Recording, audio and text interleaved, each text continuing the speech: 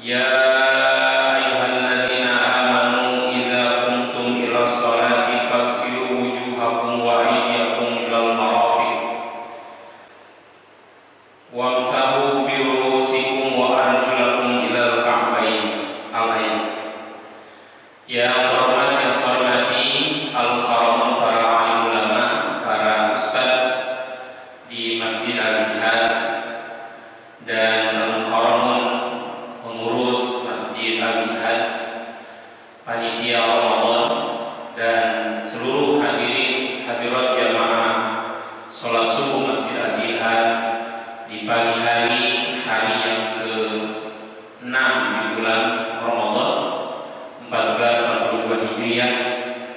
Semoga Allah berkahi seluruhnya, Allah sehat walafiatkan, Allah terima seluruh amal ibadah kita, bahkan aktivitas kita bernilai ibadah yang makbul di hadapan Allah Subhanahu wa taala. Alhamdulillahirabbil alamin, bersyukur kehadirat Allah Subhanahu wa taala. Shalawat salam kepada Rasulullah Muhammad sallallahu alaihi wasallam, kepada keluarga, sahabat, tabi'in, tabi'ut tabi'in serta kita seluruhnya. Jamaah yang dirahmati dan dimuliakan Allah Subhanahu wa taala, di pagi Ahad 6 Ramadan 1442 Hijriah, insyaallah taala kita melanjutkan syubul iman yang ke-20, yaitu wasyubatul isruna at-taharah. Syubul iman yang ke-20 adalah akan membaca tentang taharah, yang insyaallah materi ini sudah sangat dimaklum oleh jamaah. Demikian pula mungkin kaum muslimin muslimat yang nanti biasanya disebarluaskan melalui YouTube. Mudah-mudahan ada hikmah dan manfaat dari materi ini. Hadirin hadirat rahimahullah, dalam hadis Rasulullah SAW pernah satu kejadian, terjemah secara umum adalah Rasulullah SAW melewati dua kuburan. Yang kuburan itu, kata Rasulullah SAW, keduanya yu'adzibani, keduanya sedang disiksa. Kemudian sahabat bertanya, disiksa lantaran apa? Yang pertama, disiksa lantaran namimah, mengadu domba dan semacam itu. Dan yang kedua, disiksa lantaran pipis yang tidak dibasuh dengan bersih. Ini menunjukkan bahwa betapa pentingnya taharah, betapa pentingnya bersuci. Karena ketika proses taharahnya tidak benar, tidak sesuai dengan syariat Islam, asal-asalan, maka sholatnya pun, ya sholat ibadah waktu ini yang paling pokok, ya, tidak akan makbul di hadapan Allah. Karena syarat sahnya sholat adalah yakni suci dari hadas dan najis. Nah, maka betapa penting.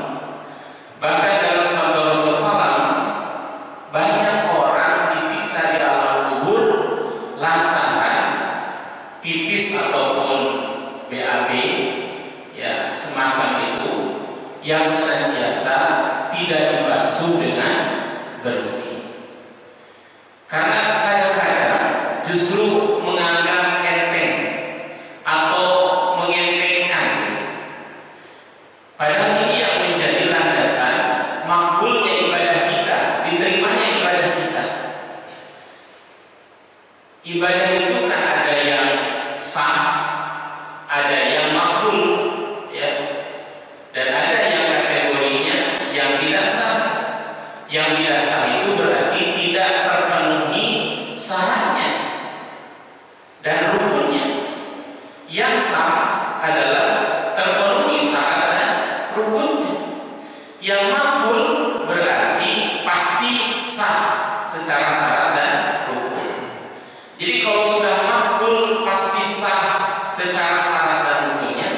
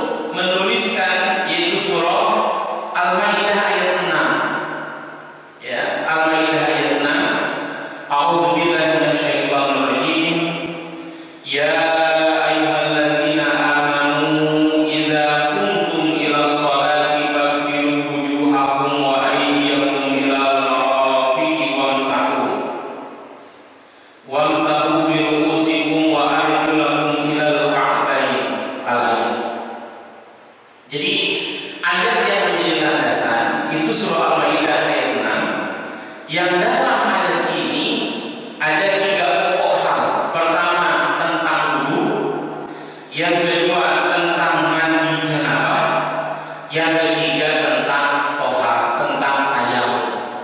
Jadi ada 3 hal. Ini kaitan dengan tohar. Tohar itu secara umum terbagi 2. Pertama, bersuci dari najis. Yang kedua, bersuci dari hadas. Nah, sebelum pada bersuci dari hadas, maka kita lihat dulu bersuci dari najis. Syariat Allah Subhanahu wa taala menjelaskan tentang tohar dari najis itu adalah najis sendiri terbagi dalam kategori. Najis itu adalah sesuatu hal yang menjadi terhalangnya sahnya ibadah. Itu adalah najis. Jadi kalau najis dalam tubuh kita ada najis, maka ibadah kita pun tidak akan sah. Hadirin Allah, insya Allah ini sudah 50 jamaah. Najis itu terbagi dalam 3 kategori. Pertama, najis mukhafafah, yang kedua najis mutawassithah, dan yang ketiga najis mughalladhah. Najis mukhafafah itu artinya najis yang ringan. Ringan di sini adalah ringan secara hukum dan ringan untuk mensucikannya. Karena contoh najis mukhafafah itu yang paling umum kita sering bahas itu adalah yakni pipisnya bayi anak laki-laki yang belum berumur 2 tahun dan belum makan apapun kecuali ASI. Nah, itu adalah najis mukhafafah. Yang cara membersihkannya diambil air, ya, kalau mengenai sarung kita diciprat-cipratin kemudian disapukan, maka itu sudah kategori bersih. Ini mukhafafah. Apakah hanya itu? Ada termasuk najis mukhafafah itu adalah madi dan wadi. Ya betul ya, jemaah. Nah, madi wadi itu adalah warnanya bening gel yang keluar dari kemampuan depan, dan itu akan keluar karena syahwat atau karena kecapean. Maka jemaah Allah, kalau kita sedang berada di luar rumah, di kantor atau di mana ataupun di rumah, ketika kita mau sholat, sebaiknya semestinya CD atau celana dalam kita itu dilihat dulu, Pak. Dilihat dulu. Kalau sudah kering itu jadi putih, putih tapi bening, ya, bening dan nempel di celana dalam itu. Nah, kalau ada hal itu, kita harus melepasnya, kemudian ambil air diciprat-cipratin, dibasahin, kemudian dibersihkan, dikeringkan. Karena apa? Karena kalau kita tidak melakukan hal itu, kemudian itu ada najis, berarti sholat kita tidak sah. Kenapa? Karena syarat sahnya tidak terpenuhi. Syarat sahnya harus suci pakaian kita, ternyata ada najis mukhafafah. Walaupun ringan, tetap itu kategorinya najis. Nah, ini harus diperhatikan, ya. Jadi itu najis mukhafafah, ya, selain pipis anak bayi laki-laki, karena pipis bayi perempuan nilainya hukumnya sama seperti pipis orang yang sudah dewasa. Ini wallahu a'lam, ya. Ini kajian syariat, mungkin kajian kalau ada yang mengkaji silakan yang di Jamaah Al-Jihad yang mengkaji tentang kualitasnya atau kandungannya gitu, ya. Kalau ASI kan memang beda. Kalau ASI anak bayi laki-laki dengan ASI bayi untuk anak perempuan beda. Kan pernah ada kasus, jamaah Allah, ada kasus bayi yang tertukar, ya. Kemudian dari orang non-muslim ini katanya Islam itu bisa menyelesaikan segala masalah. Coba, ya, mana ini si ibu ini, mana bayinya, apakah yang laki-laki atau perempuan atau sebaliknya.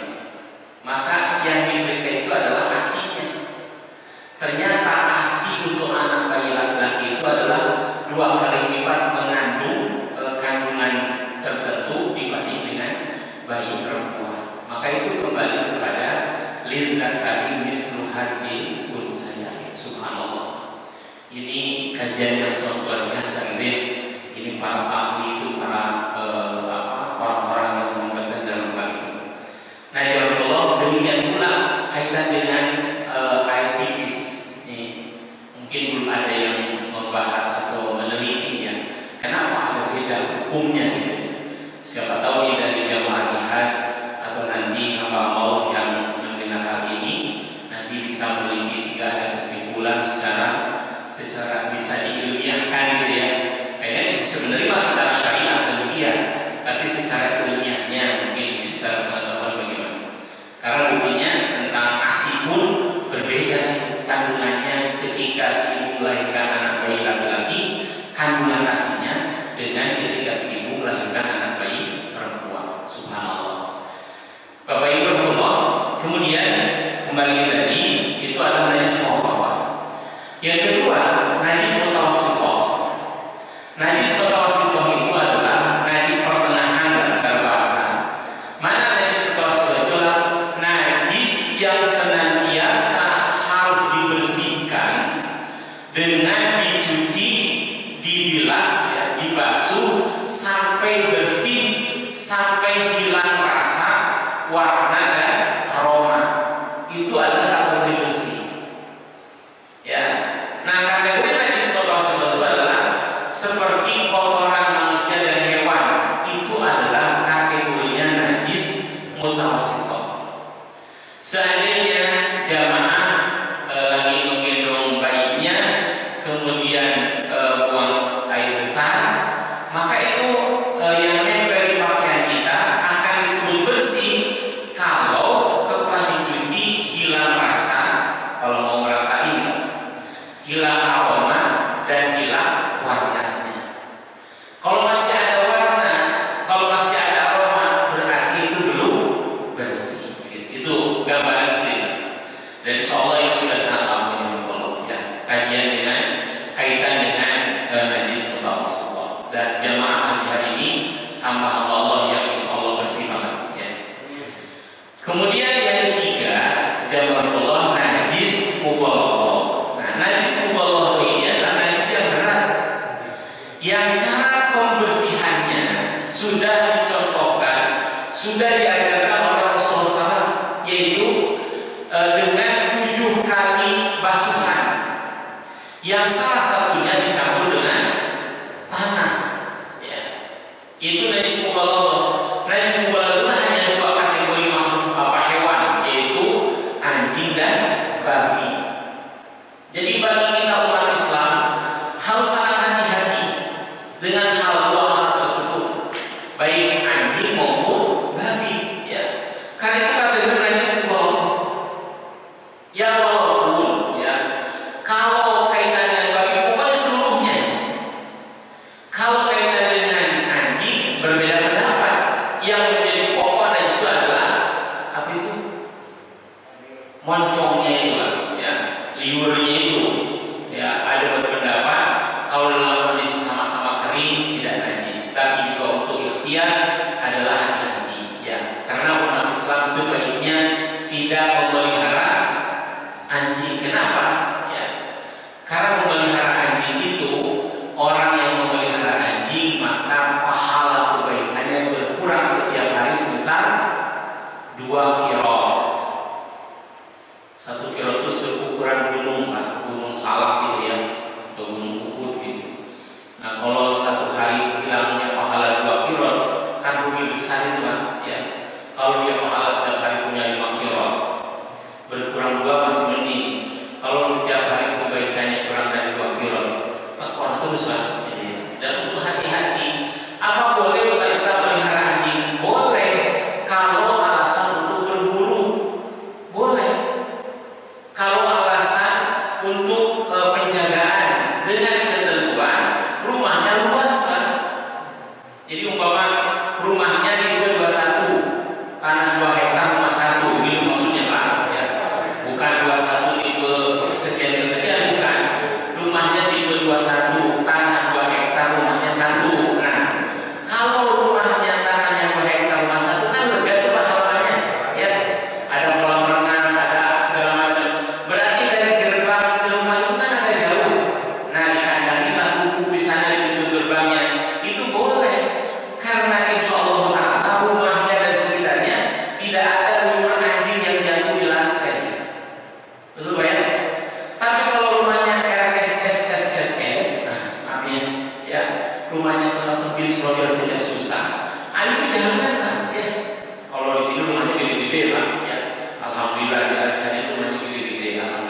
Tapi seukuran gede ini kayaknya tidak pas kalau melihara hal tersebut. Kenapa? Karena memang kita harus hati-hati dengan dunia najisnya, ya. Najis mudallal ini. Bapak-bapak, oleh karena itu insya Allah hamba Allah yang muslim itu kan kita ukurannya Rasulullah SAW, pelajaran kita tuh Rasulullah SAW. Ketika kita dalam pembahasan yang lalu tentang cinta Rasulullah SAW, berarti kita kan harus mengenal Rasul. Mengenal Rasul itu kan ada 3 kategori. Pertama, mengenal surah Rasul, bagaimana penampilan Rasulullah. Itu surah, Pak. Ini surah itu bagaimana Rasulullah berpenampilan. Kita ikuti penampilan Rasulullah SAW. Ini bagian dari sunnah. Yang kedua, kajian tentang mengenal Rasul adalah tentang sirah, bagaimana perjuangan Rasulullah SAW sejak beliau dilahirkan sampai waktu itu, bagaimana. Itu sirah. Yang ketiga, kaitan dengan sairah, bagaimana segala sesuatu yang disukai Rasul harus kita menyukainya, sesuatu yang dibenci Rasul harus kita membencinya. Kita tidak akan menjadi umat Rasulullah yang benar kalau kita tidak membenci yang dibenci Rasul, kalau kita tidak menyukai yang disukai oleh Rasulullah SAW. Rasulullah SAW pun dalam sejarahnya tidak pernah memelihara buku, yang kita pun jalannya. Rasulullah pun dalam hidupnya tidak pernah merokok. Nah iya kan waktu itu tidak ada rokok, tapi kan semisal rokok ada, ya. Ya kita tidak usah berdebat, ya udah ikuti Rasulullah SAW saja, kita pun tidak usah merokok. Artinya sebagai umat Rasulullah SAW yang disukai Rasul, kita pun harus menyukainya. Yang dibenci Rasul, kita pun harus membencinya. Itu mengenal Rasul dari sisi sarirah Rasulullah Sallallahu Alaihi Wasallam. Itu jawabannya. Maafin dari kesana. Kemudian yang kedua, ini secara sekilas saja karena sudah maklum. Yang kedua, toharoh dari hadas, bersuci dari hadas. Hadas itu terbagi kepada 2 kategori, ya. Ada hadas kecil, ada hadas besar. Nah, hadas kecil ini bisa disucikan dengan wudu dan tayamum. Nah, hadas besar bisa suci dengan mandi dan tayamum. Sama Pak, tayamum. Jadi dalam kondisi tidak ada air, Bapak habis junub, nggak usah guling-guling di pasir, cukup tayamum saja, gitu Pak. Ya. Bapak Ibu rahimahullah, yang pertama adalah bersuci dari hadas kecil. Hadas kecil itu yang pertama adalah yakni kaitan dengan wudu. Nah, wudu ini menjadi syarat sah ibadah sholat kita, ya. Maka di surah Al-Maidah ayat yang ke-6 Allah berfirman, A'udzu billahi minasy syaithanir rajim. Ya ayyuhalladzina amanu idza qumtum ilas sholati faghsilu wujuhakum wa aydiyakum ilal marafiqi wamsahu bi ru'usikum wa arjulakum ilal ka'bayn. Wahai orang beriman, idza qumtum ila shalah, apabila kamu mau menegakkan salat, faghsilu wujuhakum, maka basuhlah wajahmu, wa aydiyakum ilal marafiq, dan basuhlah tanganmu sampai siku, wamsahu bi ru'usikum, dan sapulah kepalamu, wa arjulakum ilal ka'bayn, dan basuhlah kakimu sampai mata kaki. Jamaah Allah, kalau kita mau sholat maka kita harus berwudu. Nah, insya Allah ini sudah sangat maklum karena setiap saat wudu, bahkan jamaah jahili tidak pernah batal wudu, ya, betul ya. Karena kalau batal langsung wudu lagi, jamaah jahili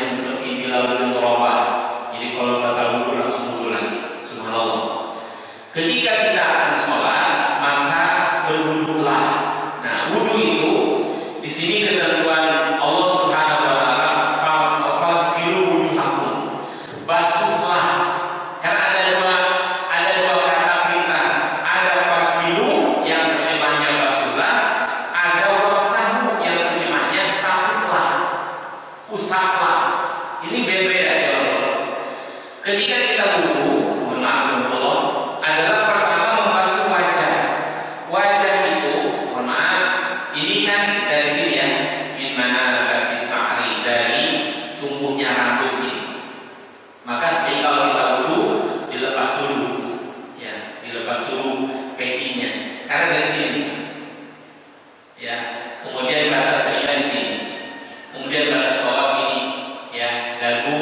Maka kalau berjenggot tebal harus diusap-usap gitu ya, di sela-sela gitu. Nah ini wajah ini wajibnya 1 kali, tapi sunnahnya 3 kali basuh. Jadi mohon maaf ya Allah, kita mau wudu maka ini air ini jangan dibuang, karena ini membasuh. Membasuh itu berarti membawa air di tangan ini dibasuhkan ke muka. Karena ada yang wudunya begini Pak, itu bukan basuh, berarti kan itu adalah mengusap. Mohon maaf ya Allah, sering kita perhatikan kalau anak-anak sedang wudu, ya, mohon maaf ini, kalau ada anak-anak, walaupun bukan anak kita Pak, yang penting dia generasi kita ketika wudu itu perhatikan. Kalau kita lagi bersudu nih, perhatikan Pak wudunya. Kita harus peduli Pak, ya. Saya mohon maaf kalau wudu ada anak wudu, perhatiin dulu. Oh gini. Nah, setelah itu dia selesai wudu, tadi wudu ya, wudu. Terus coba sebutin urutannya. Urutannya apa ya? Nah, kalau gitu berarti belum paham banget, ya. Maka kita contoh, mohon ya, maaf ya, dia bawa wudu ya. Nah sekarang coba praktekin. Itu dipraktekkan sambil kita perhatikan Pak. Dan insya Allah itu akan dikenang sama hati. Oh aku dulu pernah diajarin wudu, itu akan seperti itu. Maka demikian, kalau bapak-bapak sudah luar biasa ya. Wudu itu diambil aja Pak, ditampung di sini. Kan ini ada keran ya, tampung di sini, dibawa airnya dibasuhkan. Jadi ini harus betul-betul terbasuh ke bawah wajahnya, dirasakan betul ini basuh, ya. Karena ada yang belum ini Pak, ininya ke basuh, saking minimalis, coba kesini saja, kesini ke basuh pula, kan nggak sah Pak. Padahal Rasulullah mengenal kita umatnya dari bekas wudunya. Kalau Rasulullah bersabda kepada sahabatnya, aku ingin bertemu dengan teman-temanku. Ya Rasulullah, bukankah kami temanmu? Kalian itu sahabatku. Siapa mereka? Umatku yang beriman kepadaku, dia tidak pernah melihatku, tidak pernah mendengar langsung. Terus dari mana kau mengenali mereka? Dari bekas wudhunya. Maka kenapa ada hadis menyatakan perpanjang cahayamu? Cahaya itu adalah cahaya wudhu. Nanti bercahaya ya. Nah ya Allah, maka pertama ini ambil air, dituangkan ke wajah. Ini betul-betul terasa, ya. Berapa kali? Sunnah 3 kali.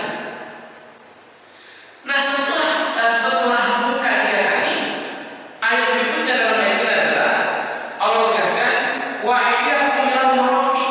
Bahasanya wa aydiyakum ilal marafiq, dan tanganmu sampai ke siku.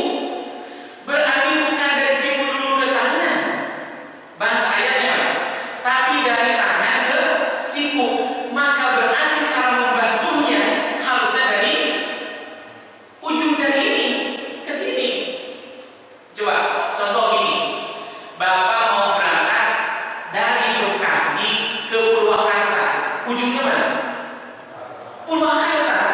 Bahasa ini wa aydiyakum ilal marafiq, berarti dari tangan dari sini sampai siku. Maka tertibnya adalah dari ujung sini ke sini. Itu tertibnya sesuai dengan bahasa Al-Quran.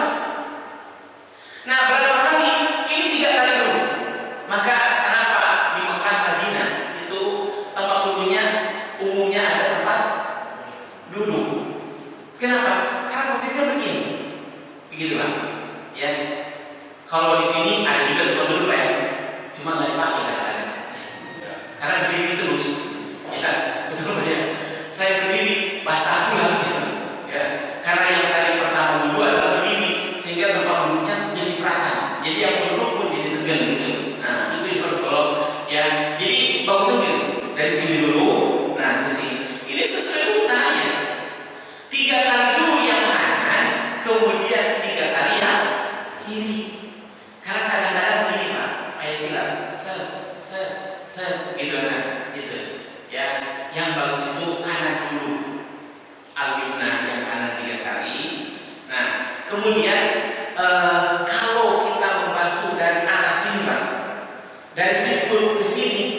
kadang-kadang di sini kering. Coba perhatikan, mohon maaf dulu Pak. Umpama dikucurin dari keran di sini Pak, posisi keran di sini. Kan di sini Pak air itu, ya. Nah kalau ini tidak dipusat ke sini, tidak balik, ini di sini bagian ini kering.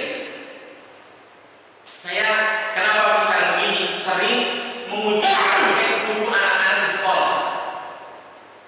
Kalau posisi begini, di sini kering, tidak kebasuh, maka harus saya ulang lagi. Nah, tapi kalau umumnya yang begini dari ujung sini, di kesini kan, itu insya Allah basah, semuanya kebasuh.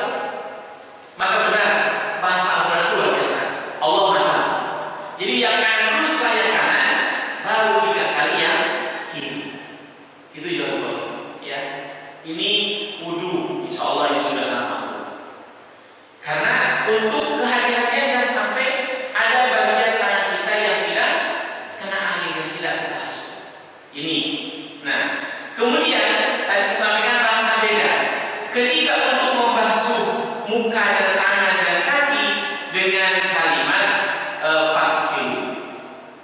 Tapi ketika untuk kepala bukan palsilu tapi wamsahu biruusikum, dan basuhlah kepalamu. Ya, kepala ya, bukan rambut tapi kepala. Ya, ada ayat ini kan rupus. Ya, bukan sya'rukum, bukan sya'rukum, bukan rambutmu. Karena ada juga orang yang berkepala tapi tidak ada rambut gitu ya. Nah, botak istilahnya. Nggak apa-apa kalau mau takdir gitu kan.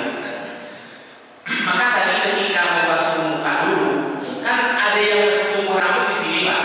Bagaimana kalau yang botak? Diperkirakan Pak. Ya, kalau botak di sini, kan ini bukan wajah Pak. Ini kan kepala atau benar Pak ya. Nah demikian pula ketika kita menyapu, namanya wamsahu itu kan menyapu, mengusap. Ya, kalau analogi sapu Pak, yang sapu itu kalau ketika kita menyapu lantai yang bergerak lantainya apa sapunya? Sapunya. Kalau nyapunya gini Pak, nyapunya ini bukan sapu, kemudian sapunya gini. Nyapu bukan itu Pak. Bukan Pak, itu ngetok-ngetok lantai. Namanya nyapu itu berarti sapunya bergerak, maka membasuh menyapu kepala berarti ambil airnya dibuang, disapu. Nah, ini menyapu kenapa? Tangannya yang bergerak, betul Pak? Ya, kalau begini menyapu bukan? Bukan, tapi sah kalau begini. Sah juga orang yang Syafi'i sah. Walaupun hanya 3 helai rambut tapi ke sumbernya rambut, gitu kan? Sah. Tapi kalau kembali ke ayat ini, Allah bagusnya diambil disapukan, gitu kan? Kalau dulu almarhum Dr. Hendy sebaiknya belum sudah masukkan sebaiknya begini. Menurut Dr. Hendy kenapa dibalik? Ternyata ketika dibalik begini Pak, ini akan menggerakkan akar-akar rambut dan itu akan memperkokoh rambut. Allah. Itu kata ahli ya. Tapi yang jelas Rasul mencontohkan diusap ke sini dibalikkan. Begitu Pak. Insya Allah sudah umum dipraktekkan di sini, sudah menjadi amalia keseharian. Nah bahkan Rasul itu kan mengusap kepala itu ada 3 cara. Yang paling sering begini. Itu Rasulullah Pak. Yang kedua Rasul mengusap ngambil ubun-ubun Rasul, ubun-ubunnya. Maka tadi nempel ini pun sah sebetulnya ya. Yang ketiga Rasul kesini kemudian mengusap sorbannya. Itu 3 cara ya. Sorban, Pak, sorban itu kan yang dililit di kepala itu. Nah itu jawaban Allah. Itu caranya. Nah Rasulullah dari kepala ini langsung ke telinga begini. Ini cukup 1 kali. Kalau kepala itu cukup 1 kali. Mau 3 kali boleh saja silakan. Itu jawaban. Wah saya mengusap kepala bisa dengan telinga, silakan juga. Itu jawaban. Nah yang berikutnya setelah kepala disapu ya, diusap baru kaki, yaitu di dalam ayat Al-Quran ini adalah wa arjulakum ilal ka'bayn. Berarti sama pembasuhannya itu dari ujung jari dulu ke mata kaki. Maka bersihnya, ketika kita membasuhnya dari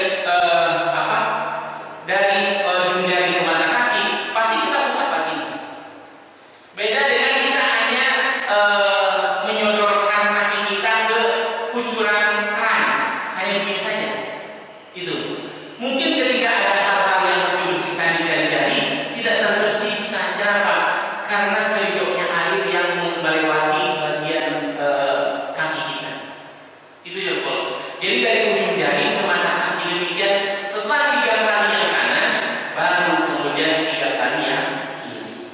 Ini jamak Allah.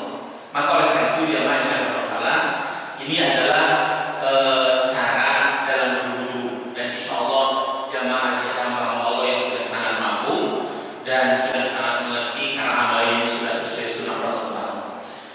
Jamaah yang Allah SWT, kemudian itu adalah wudu. Nah, wudu ini batal satu karena ada yang keluar dari kubul atau dubur. Ya, pokoknya yang keluar apapun lah dari kubul dan dubur ini batal wudu. Ya, yang keluar baik cairan, padat atau angin itu terbatal. Ya, itu maka tetap harus wudu. Gitu, ya. Yang kedua karena tidur. Ila naumakoidin gitu kalau dalam buku Sabinatun aja itu, kecuali yang tidurnya duduk, ya. Ila naumakoidin makadah, jadi tetap dalam tempat duduknya, berarti duduknya juga di tembok seperti ini, di lantai, ya, tapi tidak goyang-goyang.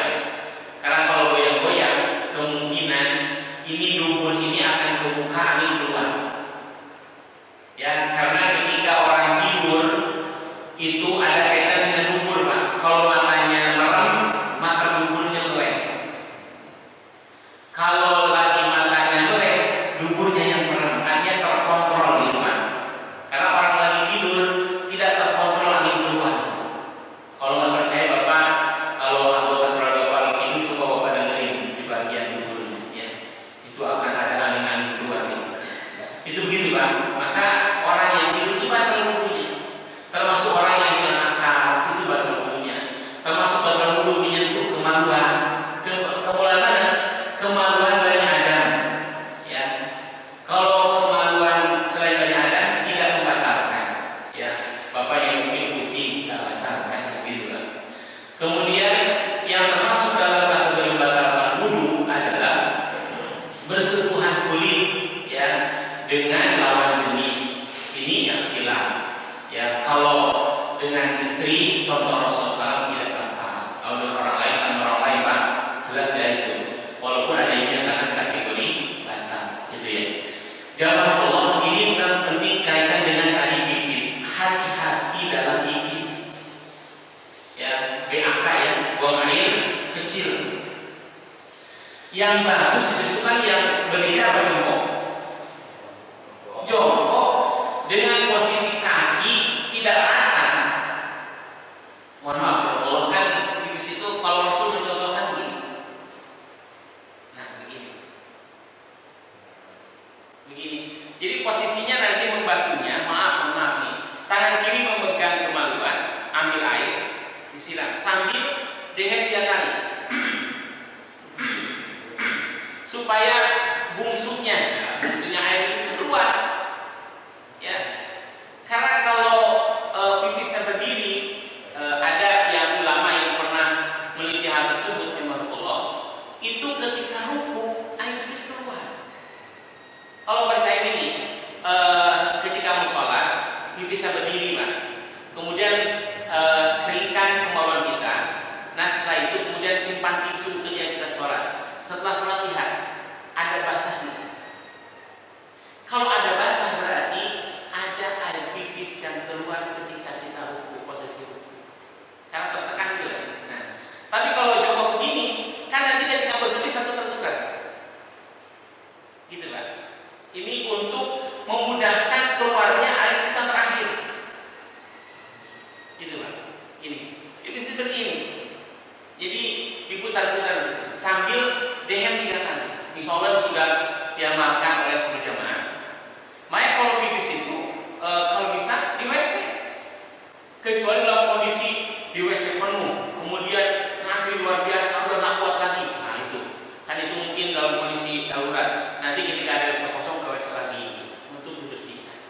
Ya. Kenapa penting hal ini? Karena kalau dalam pipis gegabah, kategori yang tadi yu'adzibani, 2 kuburan yang disisa, salah satunya adalah karena baulun, karena pipis yang tidak dibasuh. Apalagi dalam kondisi di perjalanan, kemudian kebelet macet, akhirnya pipisnya ke ban, nggak dibasuh cuma disentil doang. Begitu disentil Pak, itu kan air pipisnya kemana? Ke paha, ke celana. Jelas itu kalau sholat nggak sah itu. Ya cuma disentil doang di bawah pohon gitu. Sering terjadi gitu ya, begitu ya. Ini yang ketawa merasa banget. Kayaknya gitu kan, kayaknya. Ya kalau di kendaraan umum kan pakai botol katanya ya. Ini basuhnya bagaimana gitu? Nah, kalau ada tisu pasti mending Pak. Tisu basah sama tisu kering. Itu jangan bolong. Jadi pipis ini jangan dianggap enteng. Kenapa? Karena sahnya ibadah kita berangkat dari kesucian kita. Suci badan kita, suci pakaian kita, suci tempat kita. Ini harus hati-hati. Maka ulama zaman dahulu kan di pondok itu kan ini tempat pipis, ini tempat buang pipis itu jauh Pak. Jadi gini nih, jomplang banget. Supaya apa alasan? Supaya rosas nih cipratan pipis itu tidak balik. Ini yang bahaya itu rosasnya Pak. Cipratannya contoh. Kalau kita pipis mentung ke situ tuh, itu kan karena tekanan tinggi, kan dia ada rosas, ada muncakannya Pak. Betul ya? Nah itu kan kadang tidak terasa ke kulit, tidak kelihatan kalau ke kain. Ini contoh normal nih, kalau kita bisa berdiri, perkes itu kan, ya khawatirnya ketika tendangan pertama terus gitu kan, itu kan mungkin ada prosesnya yang balik tanpa kita sadari. Ini hati-hati. Maka demi kebersihan dan kesucian sebaiknya di WC dibuka celana dalam kita, celana luar ataupun kain kita, gantungkan Pak. Betul-betul begitu selesai pipis dibasuh. Ini untuk hati-hatian. Kalau tidak demikian Pak, kita udah sholat tarawih 11 rakaat ditambah segala macam sholat sunnah, ternyata ada ngaji di sampingnya, kan rugi. Ya, kita berharap mendapatkan pahala terbesar, ternyata nilainya jauh. Ya, kenapa? Karena tidak bersih. Makanya hati-hati dalam pipis. Kalau dalam BAB insya Allah sudah bersih. Kenapa? Karena masih cebok Pak. Ya, mungkin orang BAB nggak cebok Pak ya, itu karena ada rasa bau kan gitu. Nah tapi kalau itu kadang-kadang diremehin. Maka saya sudah heran kepada orang tua yang mengizinkan putranya pipis di comberan. Udah pipis itu aja tuh. Itu kan pendidikan Pak. Kalau mendidik boleh pipis sembarang begitu, itu ke bawah sampai nenek-nenek sampai tua begitu. Karena disuruh ketika kecil begitu, mestinya yang pipis harus dibawa ke WC. Itu terbiasa jadinya. Ini mohon maaf Allah, ini penting banget. Kenapa? Karena makbulnya, sahnya ibadah kita berawal dari kesucian kita. Itu yang Allah. Jadi yang bakal itu ada yang keluar di antara seperti pipis, BAB, termasuk kentut dan lain-lain. Itu yang batalkan wudhu. Hadirin Allah. Kemudian ketika seseorang dalam kondisi sakit atau bepergian ya, kemudian dia tidak ada air, maka tidak wudhu tapi harus dengan tayamum. Dan tayamum ini dalam hal ini Allah tegaskan harus dengan sha'iban thayyibah, dengan tanah yang bersih. Tayamum ini ya. Jamaah Allah, kembali ke surah Al-Maidah ayat yang ke-6 ini, wa in kuntum junuban fatahharu, dan jika kamu dalam keadaan junub maka mandilah. Ini ajaran mandi itu berasal dari syariat Allah, berasal dari Islam. Ketika kita junub, ya junub itu bisa karena mimpi, bisa karena memang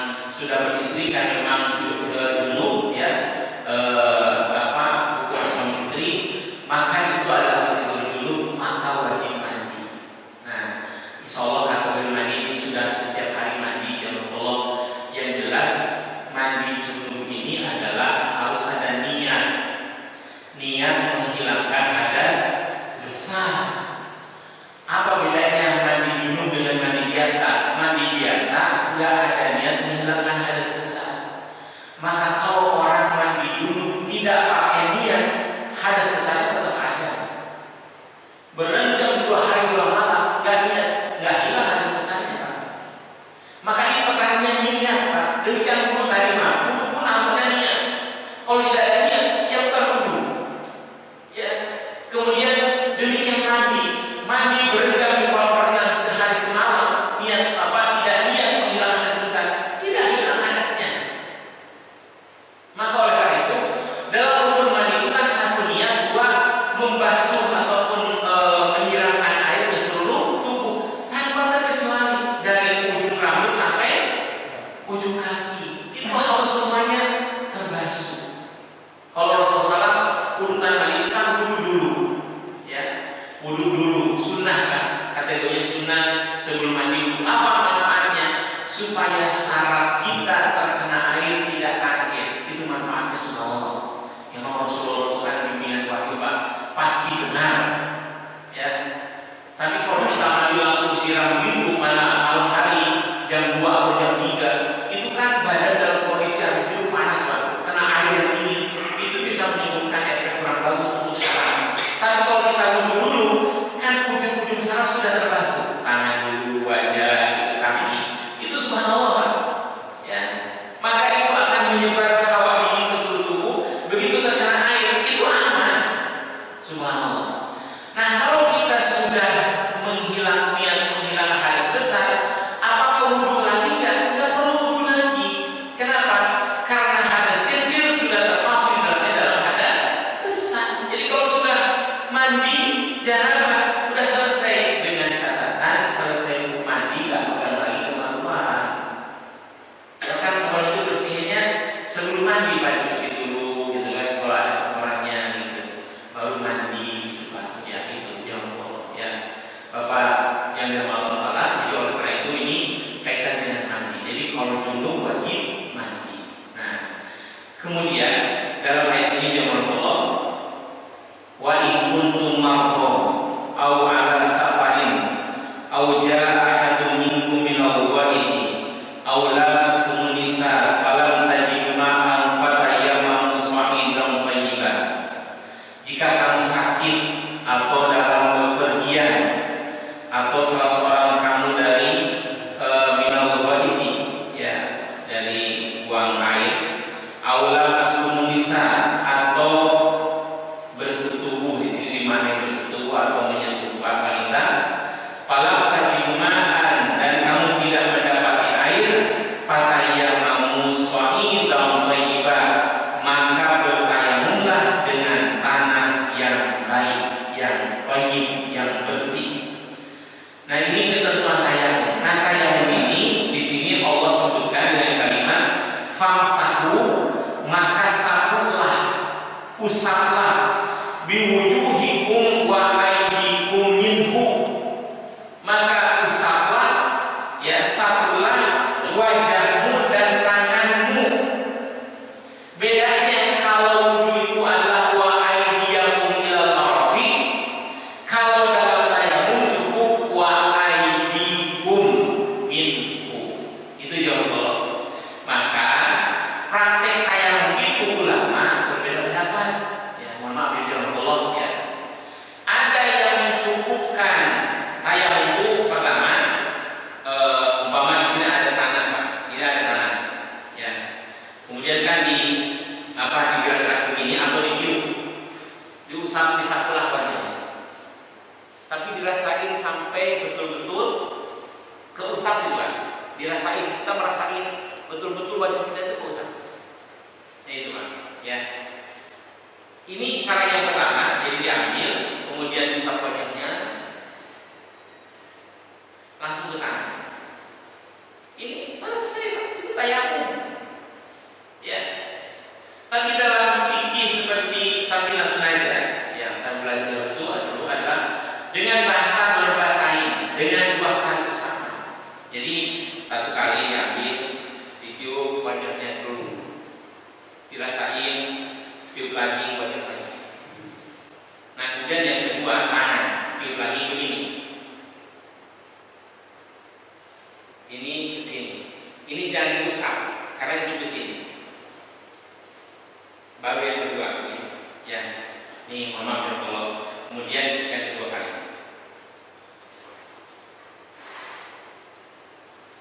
Itu, ya. Itu cara tayamum. Pendapat yang kedua. Jadi ada dua cara. Silahkan mau yang pertama atau yang kedua. Yang jelas tayamum sendiri. Jadi tayamum itu mudah, ya. Seperti Bapak menuju Mekah atau ke luar negeri yang jaraknya di pesawat cukup lama, maka ketika tidak ada air di dalam bepergian cukup dengan tayamum. Inilah syariat. Maka Allah SWT dalam ayat ini menegaskan, ya, ma yuridullahu, ya, Allah Subhanahu wa taala berfirman dalam ayat ini, ma yuridullahu liyaj'ala 'alaikum min haraj walakin yuridu liyutahhirakum wa yutimma ni'matahu 'alaikum la'allakum tashkurun. Allah SWT menegaskan Allah tidak ingin menyulitkan kamu, tetapi Allah hendak membersihkan kamu dan menyempurnakan nikmatnya bagimu agar kamu bersyukur. Demikian pula dalam syariat puasa itu Allah tegaskan yuridullahu bikumul yusra wa la yuridu bikumul usra. Ya, Allah menghendaki kemudahan bagimu dan Allah tidak menghendaki kesusahan, kesulitan bagimu. Di ayat ini pun Allah sama dalam kaitan dengan wudu dan tayamum dan mandi. Ya, Allah menegaskan ma yuridullahu liyaj'ala 'alaikum min haraj wa la yuridu liyutahhirakum bihi wa yutimma ni'matahu 'alaikum la'allakum tashkurun. Allah SWT menegaskan di ayat ini pun sama, ya, seperti dalam kaitan dengan wudu. Allah tidak ingin menyulitkan kamu, tetapi Dia hendak membersihkan kamu dan menyempurnakan nikmatnya bagimu agar kamu bersyukur. Jadi jawab Allah, maka agama itu sebetulnya adalah mempermudah hidup kita. Mudah, tapi jangan dimudah-mudahkan. Ya. Agama itu adalah tidak sulit, maka jangan dipersulit. Ini ketentuan wajib sholat itu adalah wajib dimanapun kita dalam keadaan bagaimanapun, wajib sholat. Maka tidak ada alasan umpama wah saya tidak sholat karena saya lagi di kendaraan. Tidak bisa ada alasan itu. Wah saya tidak sholat karena saya tidak boleh terkena air. Tetap wajib sholat. Kalau tidak boleh terkena air maka dengan tayamum. Itu jawab Allah. Oleh karena itu inilah subul iman yang ke-20. Nah, di buku ini ulama menegaskan bahwa wudu itu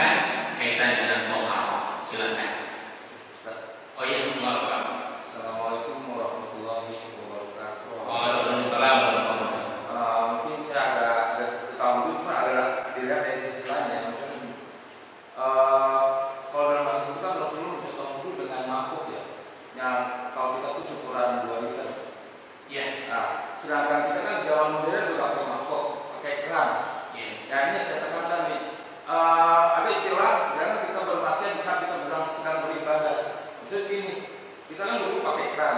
Ini yang harus diperhatikan adalah mancurnya air. Kebanyakan kita kalau wudhu di keran tuh mancur air deras gitu. Jadi lebih banyak air yang terbuang daripada air yang terpakai. Maksud lebih banyak turun daripada yang air yang nempel di tempat wudhu. Karena nanti kita kena air. Kan?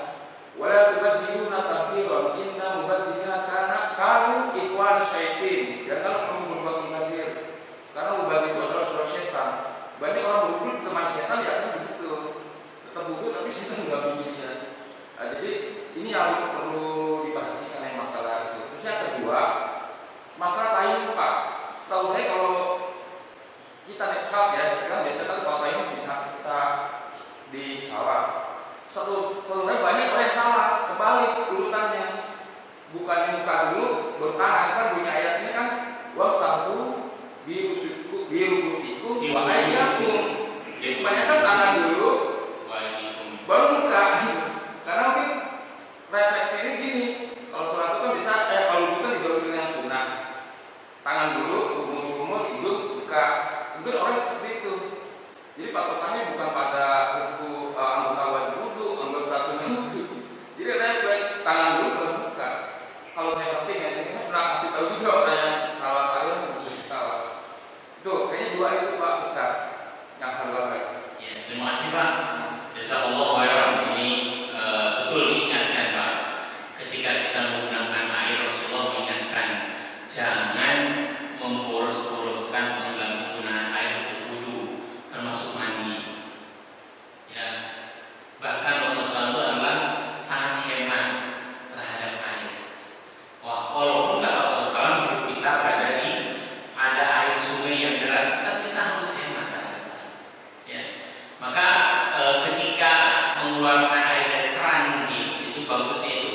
Bahkan ada dicontohin begitu kita mau mengusap rambut itu, yang masuk kepala itu, kan itu setelah air ini bisa tutup dulu, diusap dulu. Tapi kalau kayak usap muka nggak usah dipakein Pak, karena usapannya airnya dari sini Pak. Ya, cuma mungkin membuka kerannya jangan full supaya air tidak banyak keluar gitu Pak. Ya. Karena memang airnya harus kita hemat Pak. Kita alhamdulillah Pak di negara tropis, alhamdulillah air insya Allah tetap ada atas izin Allah, atas berkat Allah. Tapi di negara lain Pak, di Afrika sana, coba lihat Rasulullah. Maka sering kita lihat jamaah kalau kita lagi di tanah suci itu, jamaah dari Nigeria kan muslimnya banyak Pak. Itu wudhu itu Pak, satu botol air mineral 600 ml itu pakai wudhu bertiga. Itu saya menyaksikan itu satu botol air mineral 600 ml Pak. Itu bertiga itu wudhu. Jadi begini-gini saja. Saya gitu. Jadi asal betul-betul. Dan itu memang sangat terbaik Pak. Maka kita kayak bapak lagi di kendaraan, itu sebenarnya cukup dengan air mineral yang gelas itu nggak habis Pak. Sebetulnya kalau praktek yang penting wajibnya dibasuh dalam wudhu musafir Pak. Kalau tidak ada tanah yang bersih itu dengan wudhu begitu. Disiapin di sini handuk kecil Pak. Begitu. Kan kalau kita lagi musafir wudhu kan gak usah basuh kaki, cukup basuh usap apa? Diusap sepatunya bagian atas semua. Asal ketika kita memakai sepatu itu di rumah dalam kondisi suci sudah wudhu. Kalau musafir boleh mengusap sepatu atas berapa hari? 3 hari. Subhanallah. Ini syariat maka yuridullahu bikumul yusra. Itulah betul Pak. Tidak harus hemat air kita. Ya. Yang kedua, kaitan kalau menyaksikan yang keliru. Maka saya sampaikan tadi, ketika kita wudhu, terus kalau ada anak wudhu, perhatiin Pak. Siapapun anak-anaknya, ya. Kalau sudah bagus, kita kasih lebih nampak wudhunya sudah bagus, luar biasa. Nah, itu akan menjadi menguatkan dirinya Pak. Kalau wudhunya sudah benar. Kalau masih wudhunya ada yang salah, kita ingatkan dengan bijak. Tadi wudhunya, iya wudhu Pak. Urutannya yang wudhu gimana sebenarnya? Dari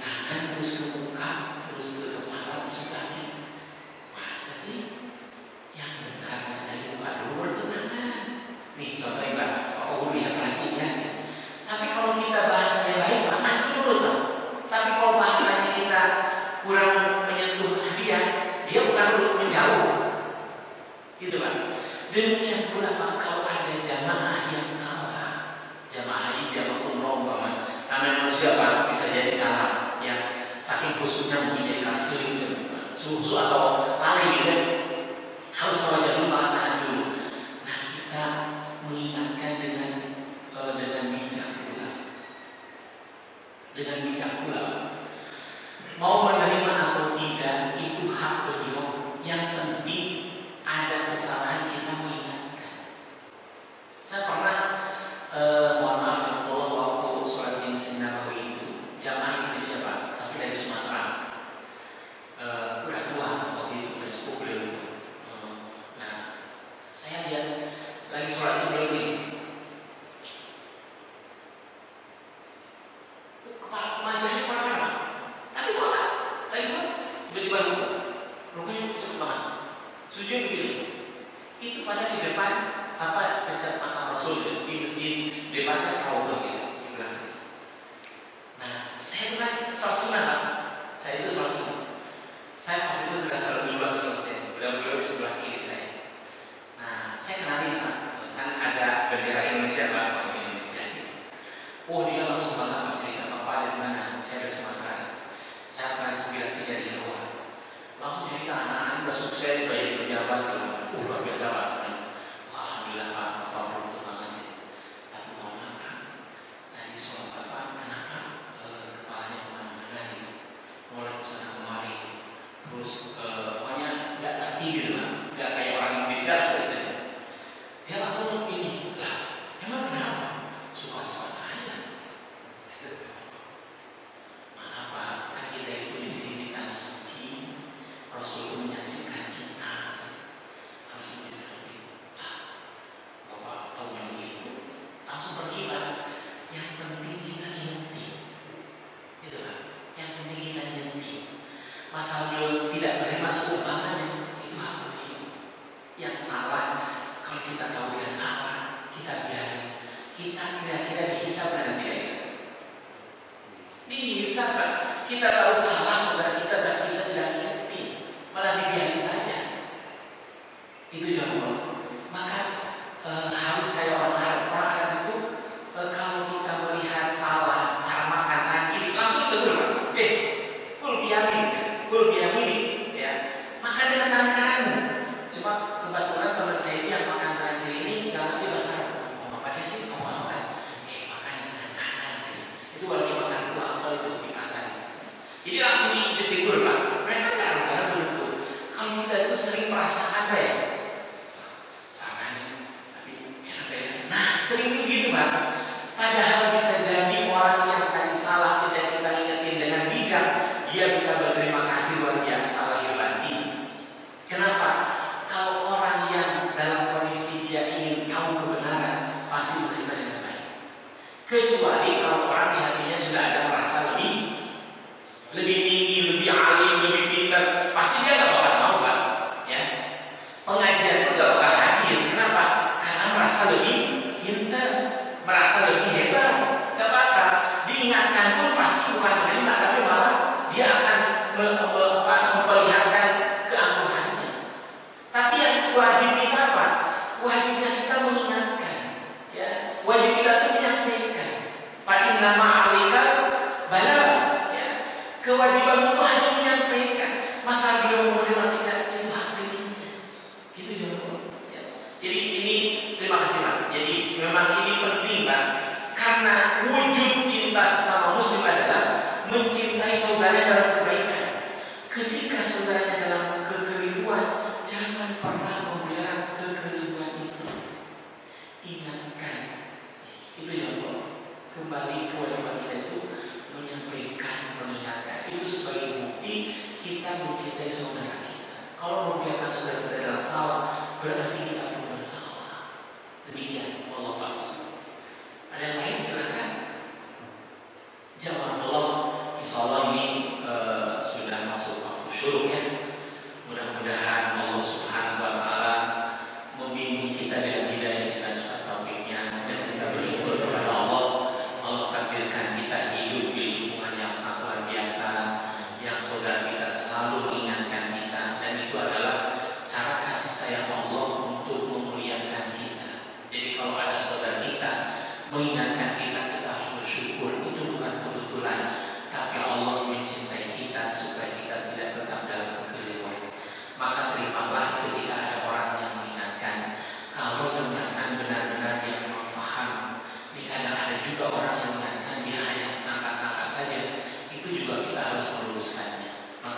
kebetulan Allah takdirkan kita hidup di lingkungan Masjid Al-Jihad ini, yang alhamdulillah para ulama guru kita yang soleh, guru-guru kita yang tetap telaten untuk mengingatkan kita muliakan, kita hormati beliau-beliau ini. Semoga Allah muliakan beliau dalam kehidupan dunia dan akhirat. Bapak-bapak yang bermanfaat serta Allah, demikian untuk bahasan subliman yang ke-20, yaitu toharoh. Mudah-mudahan toharoh kita makbul di hadapan Allah, demikian pula ibadah kita makbul di hadapan Allah Subhanahu wa Ta'ala, sehingga bertambahnya umur kita, bertambah pula pun di pahala kebaikan di hadapan Allah. Benar hanya dari Allah Subhanahu wa Ta'ala, hilang, salah, kurang, keliru dan seperti tadi, mohon maaf kepada seluruh jamaah dan mohon ampun kepada Allah Subhanahu wa Ta'ala. Astagfirullahaladzim wa lakum wa lisa'il muslimin wal muslimat. Kita lagi dengan doa kepada majlis. Subhanallah.